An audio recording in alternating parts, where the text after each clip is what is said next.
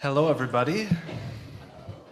It's very nice to be with you today, and I've gotten to know some of you, and I hope to get to know more of you throughout the day and this evening at the banquet.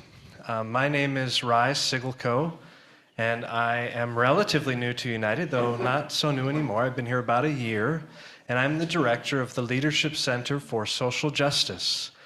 Some of you may have heard of this center. Yes. We launched officially last September 2022, and this was made possible by a generous grant from the Lilly Endowment and a really stellar proposal written by the leadership here at United. And I took the position because I was so excited by the proposal, really, of what folks want to accomplish with this center. I'm handing out some swag. And I'm actually going to see how many of you listen to podcasts. Okay, that's pretty good. That's about 10-15%. Today, I'm hoping that more of you will. And how many of you have used a QR code? Okay, yeah, those of us who have gone out to eat during COVID, you've had to kind of get used to this. So if you have received one of these, and if you haven't, then I'll pass it around. There's a little QR code on the bottom left. If you open up the camera on your phone, and I invite you to do that now. Okay? Open up the camera on your phone. You can go to the QR code. You click on it. There's a little link that'll pop up. And if you can't figure this out, talk to your neighbor. I'm sure they can help you.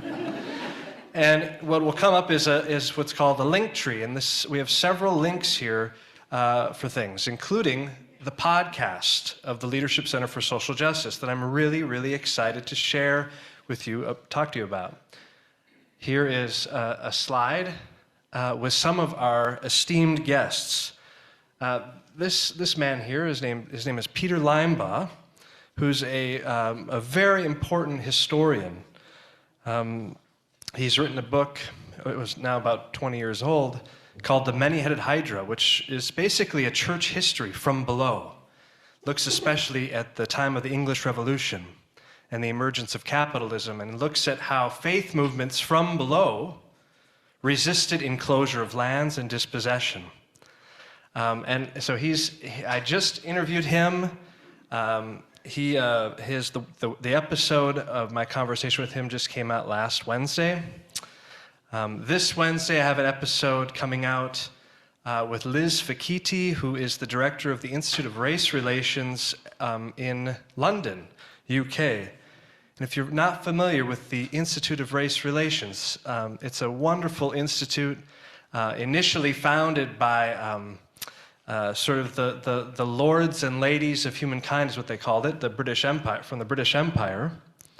And then in the 60s, they had a kind of revolutionary takeover of the Institute to make it a radical organization, a radical anti-racist, anti-colonial, anti-imperialist organization.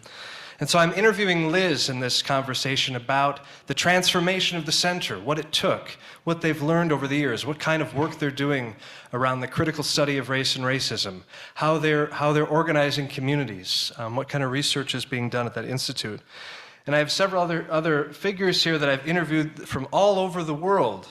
Scholars of race and racism, migration, post-colonial biblical studies, Latin American liberation theology. I have interviewed Maria Clara Bingamer. Some of you may be familiar with her, one of the key figures in the emergence of feminist Latin American liberation theology, this sort of second wave, having studied under Segundo and figures like that. So, if you open the QR code with your phone, how many of you have been able to find it? Okay, you scroll down and you can click on podcast, and then you can subscribe to the podcast. I would really love for you to listen, because part of what we're trying to do at the center is to provide a space for you, really.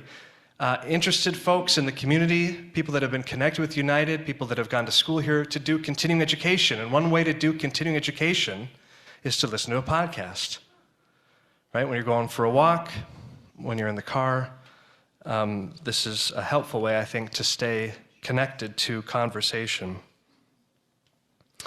So the Leadership Center for Social Justice is really inspired, at least how I've framed it in my own work as the director, through the lens of liberation theology, especially Gustavo Gutierrez's a line that he has and that he developed a bit in his liberation theology.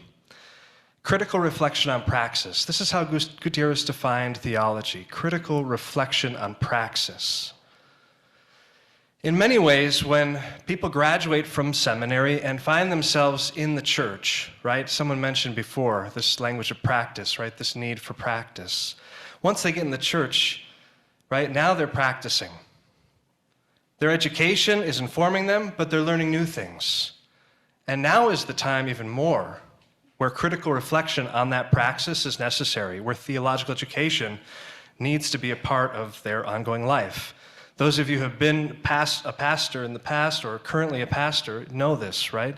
We constantly need to be reading and thinking about what's happening in our congregation, about what's happening in the world around us. And so we need a space for interdisciplinary conversation. We need a space for critical reflection on praxis. So I view the center as a kind of servicing station, right? This reminds me too of what Wilson said earlier about how seminaries can serve congregations, can serve the church. I view the center as a kind of servicing station. A servicing station for congregations, and specifically congregations committed to resistance. Congregations committed to social justice, right? And sometimes we have ideas, we leave seminary, these great ideas. For me, right, I studied a lot of James Cone. And when I got into my congregation, when I became a pastor, I was preaching black power from the pulpit to these older white Mennonite folks who were like, what on earth are you talking about? Like, what? And I had to learn, right, how to meet people where they were at. I had to learn my context. I had to understand people. I had to develop relationships. And then I had to think critically, what does the gospel that I learned from Cone that resonated with me, how do I articulate that in a new context, in a new way, in a new time, right? This isn't 1969. This is a different place, a different time, different congregation. And so we need the tools and resources as pastors serving congregations to reflect on the praxis, and we need the servicing station, right? To equip, to provide a space for that critical reflection. So at the heart, well, first let's talk about our community events. So some of what we do at the center and what we're beginning to do and we want to do more of are community events. Some of these you can attend online or in person, sometimes both. But we've done so far 4 events, including our lunch. But the 3 key events that I wanted to do at the beginning of the center was to ground the center's work in faith, hope, and love. So the first, and specifically around the praxis of faith, hope, and love, right? Because faith, hope, and love are good ideas, but more importantly, right, it's about the living them out. What does it mean to really live out these theological virtues? So the first event that we had was on love. And that was actually a conversation about love in conversation with the late Bell Hooks. Some of you may be familiar with Bell Hooks, a very important figure in 20th century cultural studies, black feminist, wonderfully creative thinker who tried to write for a very wide audience. And her beautiful book on love is a great starting point for conversation. So we had a great community conversation about love. And then we had an event with Ricardo Levins Morales, whom I know many of you know, the local artist. And that conversation was about hope. So central to Ricardo's art has been this theme of hope. And his art brings hope to people in struggle. And so I asked him to share a bit about what hope means for him. And you can watch these. If you weren't able to attend these events, you can watch them on YouTube. And soon on the podcast. One of them's on the podcast already. And then the third event we had was on the work of James Cone. And I told you that I was inspired by him. And I studied with folks who were students of Cone. And so I wanted to have a panel on Cone. And it was around faith. What did faith look like for Cone? Who took a real risk of faith, right? Some of the stuff that Jermaine was talking about this morning reminded me of the way that Cone talked about his own faith, right? And from Bearden, Arkansas to Union Theological Seminary. So we had a panel conversation on that. So some of it is more academic, some of it is more for lay people or less academic. All of it is related to praxis and informing how we do ministry for social justice in our communities. Next slide. Okay, so our program. So at the heart of our center is a 9-month program. It's cohort-based, and it's primarily, right now, for congregational pastors, so people serving in congregations, ministers. Here's some great things about it. It's totally free. No strings attached. So right now, because of this grant that we received, we're able to offer it for free, and it's been such a blessing for the many pastors that are involved in the program. Right now, we have 16 pastors who will be graduating in just a couple weeks, and I will talk more about that in a second. The second point is that it's contextual. In our 9-month program, we don't just sort of give you a set of abstract principles or deal with issues that then you apply. We want you to think about your own context. What's happening? What is God doing in your context? What does action look like? Where is their life happening in your community? It's about community building, both in the classroom and in the communities, in the congregation's relationship to the community in which it lives. It's about radical imagination. Part of this is a time, so we meet every other Friday morning, and pastors leave their day-to-day activities and they come to imagine together how they can do ministry in radically new ways. Ways that are faithful, that are relational, that engage the community to deepen its ministries in social justice. And the last thing that I wanted to mention is that it's also eligible for D-Min credit. So several of the students, at least a handful of them, are actually applying to the D-Min program at United. So in some ways, it's a sort of on-ramp into our wonderful D-Min program, and it's been really fun to kind of guide students through that process. So we have a number of important projects. You can change the slide. There we go. That our students are finishing up. So at the heart of this program is a final project that you kind of build throughout the 9 months. And the project comes in the form of a proposal, right? There's a title to the project, the rationale for the project, how one is going to move it forward, the steps, and a kind of concrete plan to deepen congregational ministry and social justice. Here are some of the key things that are happening right now. We have one pastor who is seeking to help congregations protect water and honor their connection to indigenous voices. This is a person who's not serving in a traditional congregational setting, but she's working with resources, to gather resources to serve congregations as they seek to protect water. We have one amazing minister who serves in North Minneapolis at a Spanish-speaking church, a Catholic church. She's working with a local faith-based grassroots organization with undocumented people to further migrant rights in their congregation and community. We have another person who is advocating or engaging their community and advocating for disability rights through prior authorization reform at the state level. So this is a very concrete project. This is a policy-oriented project, but it's what this person wanted to do. So we're supporting that person in this work. And lastly, there's someone who's exploring and expanding congregants and the community's understanding of reproductive rights through storytelling and art.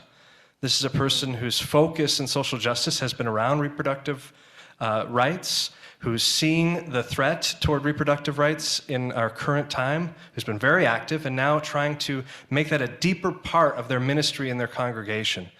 So using storytelling and art as an entry point into those conversations.